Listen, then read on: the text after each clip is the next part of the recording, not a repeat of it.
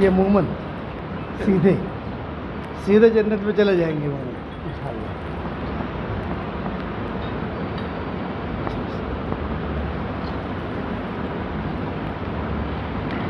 سب آگے آ جاؤ۔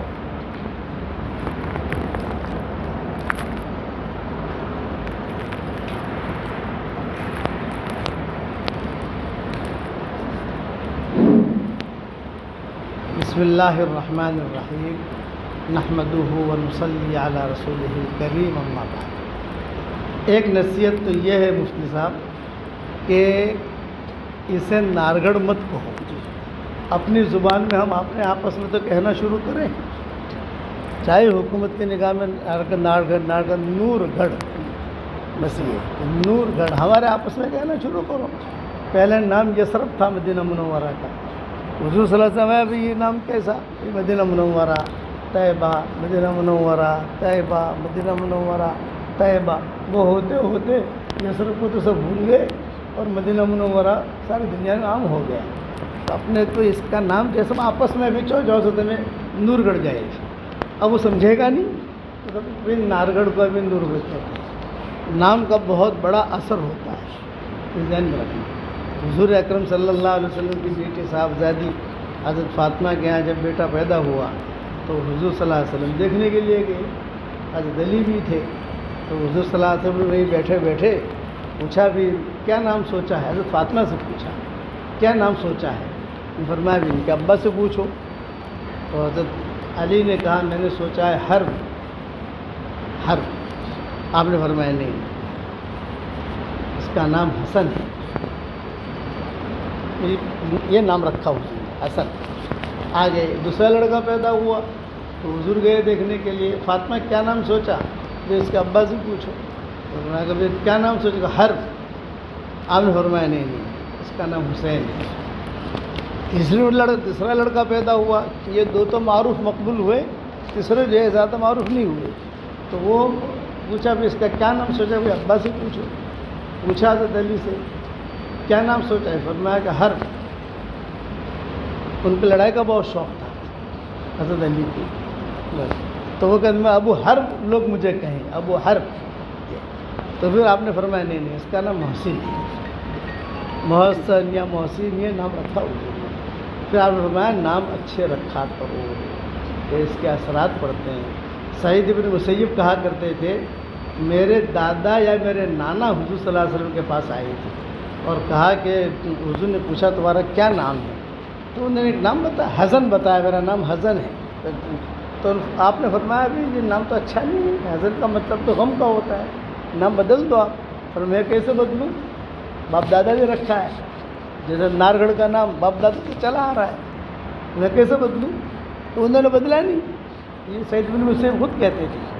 تو ہمارے گاؤں ہمارے خاندان میں 100 سالوں سے ہم غم دیکھ رہے ہیں، اس نام کا اثر 100 سال تک رہا، یہ سعید بن مسیب کہتے تھے۔ پھر جب واقعی ہجرہ ہوا مدینہ منورہ میں، یزید کا جب وہ دور آیا تو سعید بن مسیب زندہ تھے، تو سعید بن مسیب کہتے تھے کہ میں لوگ کے مسجد نبی میں جا نہیں سکتا تھا، گھوڑے بندھے گئے وہاں پر، حالات آئے، تو سعید بن مسیب یہ کہا کرتے تھے کہ باب السلام پر جو بواب تھا وہ میرا دوست تھا، رشتہ دار تھا، تو میں نے اس کو کہا، میں نے کہا بھی تو مجھے داخل کر دے، میں اکیلا پڑا رہوں گا۔ بواب نے کہا مر جائے گا، کچھ بھی نہیں ہے کھانے کو، نہ نماز ہے نہ اذان ہے، کچھ بھی نہیں ہے، تو کرے گا کیا اندر، تو میں مر جاؤں گا، لیکن مسجد نبی میں نماز نہ ہو یہ مجھے اچھا نہیں لگتا۔ زمزم کا پانی لیا، کھجوریں لی اور رات میں اندر داخل ہو گیا۔ اب ٹینشن تو تھی، تو ایک جنات نے مجھے لات ماری، جناتوں کو تو کوئی ویزے کی ضرورت پڑتی ہی نہیں ہے، اس نے مجھے لات ماری اور یوں کہا کہ تمہارے گھر میں جو غم ہے نا وہ تمہارے دادا کی وجہ سے۔ انہوں نے نام نہیں بدلا، نام بدل دیتے حضور صلی اللہ علیہ وسلم کے کہنے کی وجہ سے، یہ ٹینشن ختم ہو جاتے آپ کی۔ چلا میں ایک دعا سکھاتا ہوں، اس نے دعا سکھائی، اللہم انکا، پڑھو میرے ساتھ، اللہم انکا ملیک مقتدر ما تشاء من امری یکون بس اتنے دعا کہ یہ دعا پڑھتا رہے، تیری دعا قبول ہوتی رہے گی۔ چنانچہ سید ابن یوسف کہتے تھے میں نے پڑھنی شروع کی اور ہمارے غم بھی دور ہونے شروع ہو گئے۔ ناموں کا اتنا اثر ہوتا ہے۔ تو اس کا نام ہے نور گڑھ۔ اپنے آپس میں نور گڑھ کہو، اب ہمیں کوئی حکومت میں لکھوانا تو نہیں، اور اگر اللہ تعالیٰ نے ہمت دی ہے اور وہاں بھی بدل سکتا ہو جیسے، تو وہ بات الگ ہے، لیکن آپس میں تو نور گڑھ کہیں بھی، نور کے پھیلنے کی جگہ ہے۔ پھر سید ابن مسیب سے لوگوں نے پوچھا کیا تم وہاں رہے، نماز نہیں تھی، کچھ بھی نہیں، 15 دن تک گھوڑے باندھے گئے، واقعی ہوا 15 دن تک کوئی مسجد نبوی میں آنے کی اجازت نہیں، ہاں آنا ہے یزید کے ہاتھ پر بیعت کرو اور آؤ، یہ قانون تھا۔ تو صحابہ کہتے تھے کہ ہم یزید کے ہاتھ پر کیسے بیعت کریں، ہم تو جانتے ہیں کہ آدمی خراب ہے، ہم مکہ چلے جائیں گے، کوئی مکہ چلا گیا، کوئی بصرہ چلا گیا، کوئی کوفہ چلا گیا، عمر پہ چھوڑ دیا انہوں نے سب لوگوں نے۔ سید ابن یوسف جو وہ ڈٹے رہے، انہوں نے کہا نہیں میں تو یہاں رہوں گا، وہ چپکے سے آئے تھے۔ تو کسی نے پوچھا کہ بھائی تم اتنا رہے یہاں تو نمازوں کا کیا ہوتا تھا؟ بولے میں نے 5 نمازیں پڑھی ہیں۔ تو پوچھا بھائی 5 نمازیں آپ نے کیسے پڑھی جبکہ اذان تو ہوتی نہیں تھی؟ نماز کا وقت کا تو پتہ اذان سے ہوتا ہے۔ تو سید ابن یوسف رو دیے اور کہتے تھے کہ کبھی حضور اذان دیتے تھے، کبھی ابوبکر اذان دیتے تھے، کبھی عمر اذان دیتے تھے اور میں نماز پڑھتا تھا۔ تینوں قبروں سے اذان کی آوازیں آتی تھی نماز کے وقت میں، اور میں نماز پڑھتا تھا۔ یہ سید ابن مسیب کہا کرتے تھے۔ اس لیے ایک بات کا تو یہ ایک نصیحت تو یہ ہے کہ آپس میں ہم نور گڑھ کہنا شروع کریں۔ دوسری نصیحت یہ، مائیں بہنیں بیٹیاں بھی جمع ہوئی ہیں، ہمارے بچے بھی جمع ہوئے ہیں، روزانہ 313 مرتبہ سورہ اخلاص پڑھنے کی عادت ڈال دو۔ بس چلتے پھرتے اٹھتے بیٹھتے 313 مرتبہ سورہ اخلاص پڑھنے کی عادت ڈالو، تو اللہ کے ذات سے امید ہے کہ اس کے بعد جو دعا مانگو گے اللہ قبول کرے گا۔ 313 مرتبہ سورہ اخلاص پڑھو، اس کا مطلب یہ ہے کہ 31 بنگلے جنت میں تیار ہو گئے روزانہ، صحیح حدیث ہے۔ 10 مرتبہ سورہ اخلاص پڑھو 1 بنگلہ تیار، 20 مرتبہ پڑھو 2 بنگلے تیار، 30 مرتبہ پڑھو 3 بنگلے تیار۔ تو 313 میں کیوں پڑھواتا ہوں کہ 313 ہی بدرین کی تعداد ہے، اس تعداد میں اللہ نے کرنٹ رکھا ہے۔ 313 مرتبہ سورہ اخلاص پڑھنے کی عادت ڈالو، روزانہ 31 بنگلے اپنے تیار کرو، 31 پراپرٹی تیار کرو۔ جیسے یہاں پراپرٹی بناتے ہو نہیں بناتے، یہاں کھیت خریدتا ہے، یہاں پلاٹ خریدتا ہے، یہاں یہ خریدتا ہے، تو آپ یہ کرو گے انشاءاللہ بھائی، اور اپنے بنگلے تیار کرو اور چلتے رہو، اور اساتذہ کی ماشاءاللہ خدمت کرو، خود محنت سے پڑھو، اور یہ میری طرف سے آپ لوگوں کو ہدیہ ہے ماشاءاللہ۔ بچیاں پڑھانے والی کون ہے وہاں پر؟ آپ کی اہلیہ ہے، ایک ہی آپ کی اہلیہ پڑھاتی ہے بس، اور بچیاں پڑھا لیتے ہیں، بچیاں دوسری بڑی بچی ہے پڑھانے والی، یا پڑھانے والیاں کتنی ہیں؟ وہ بڑی بچیاں ہیں اس میں چھوٹی بچیوں کو پڑھا دیتی ہیں۔ ابھی اسی سے شروع نازل کیا ہے۔ کتنے پڑھانے رکھتی 3، یعنی ایک آپ کی اہلیہ ہے اور 2 بڑی دوسری بچی ہے، دو بس، تو ان تینوں کا مجھ پر حق ہے، تو میں تینوں کو میری طرف سے یہ تسبیح ہدیہ دیتا ہوں، میری جاندار، شاندار، مالدار، دیندار، یہ میری تسبیح ہے۔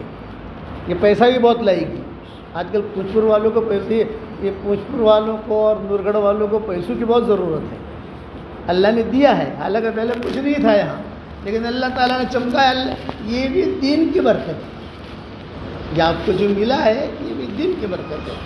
دین رہے گا تو باغ ہرا بھرا رہے گا، دین نہیں رہے گا تو باغ ہرا بھرا نہیں رہے گا۔ ان 3 بچیوں کے، ایک آپ کی اہلیہ کو اور 2 بچیاں جو پڑھا رہی ہیں، ان کو میری طرف سے 3 تسبیح ہدیہ دے دینا۔ اس تسبیح کا نام ہے جاندار، شاندار، مالدار، دیندار، اور اس پر وہ سورہ اخلاص پڑھتی رہیں، اور باقی جو ہے بغیر اپنی تسبیح سے پڑھتی رہیں، میری طرف سے ہدیہ دے دیں۔ ابھی ہمیں جانا ہے آگے، اس پر دعا کریں۔ اللہم لک الحمد کما انت اہل، وصلی وسلم علی سیدنا محمد کما انت اہل، وافعل بنا ما انت اہل، فإنک اہل التقوی واہل المغفرہ۔ اے اللہ ہمارے گناہوں کو معاف فرما، اے اللہ ہماری خطاؤں سے درگزر فرما، دونوں جہاں کی حاجات کا غیب سے تکفل فرما، دونوں جہاں کی ضروریات کا غیب سے تکفل فرما۔ اے اللہ اس نور گھڑ کو قبول فرما لے، اس دور گھڑ کو قبول فرما لے، اور یہاں کے خانقاہ کو قبول فرما لے، ان بچیوں کو قبول فرما لے، بیٹیوں کو قبول فرما، ماؤں بہنوں کو قبول فرما، ہمارے بھائیوں دوستوں کو قبول فرما، ان کی محبت کو قبول فرما۔ یہاں سے نور کے چشموں کو تو دنیا میں پھیلا دے، کرنے والے آپ ہیں۔ اے خوبصورت پردے والے، اے خوبصورت چادر والے، ہمارے عیبوں پر پردے ڈال دے، مستفید الاخیار میں شامل فرما دے، مستفید الاخیار میں شامل فرما دے، تیرے بھلے بندے بندیوں میں شامل فرما دے۔ اچانک کا خیر ہمیں نصیب فرما، اچانک کے شر سے ہماری حفاظت فرما، ہمارا کھویا ہوا دین ہمیں واپس دے دے، ہمارا کھویا ہوا قرآن ہمیں واپس دے دے، کھوئی ہوئی عزتیں واپس دے دے، ہر فرد امت کو دین کا داعی بنا دے۔